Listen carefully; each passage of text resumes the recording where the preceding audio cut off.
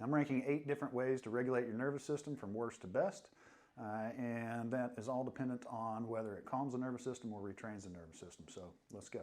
Journaling. Journaling, it gets the thought loops out of your head and puts on paper what you've been thinking about all day that you might need to remember, but also helps you work things out, in your mind. But it doesn't work on deeper systems like the autonomic nervous system state, so I give it a 3 out of 10. Nature walks.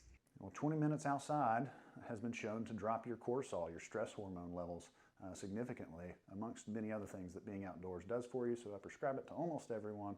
I give it a 4 out of 10. Deep breathing. Well, the best regulation tool that you already own is a long exhalation when you breathe in and out. If you breathe out longer, this activates the vagus nerve and the parasympathetic calming side of the nervous system, but it goes right back to baseline after you stop. So I give it a 5 out of 10. Myofascial and craniosacral manipulation. Hands-on work for the spine and for the brain really helps to recalibrate the map of how your brain sees your body. And when you sharpen this map, the nervous system stops being in defense mode and starts regulating. So I give it a 6 out of 10. Vagus nerve stimulation. Well, the single most important nerve that we have for shifting out of this sympathetic fight or flight kind of dominance is the vagus nerve. And so clinically we stimulate it directly in the office, but at home you can do things like splashing cold water on your face and gargling. So I give it a 7 out of 10.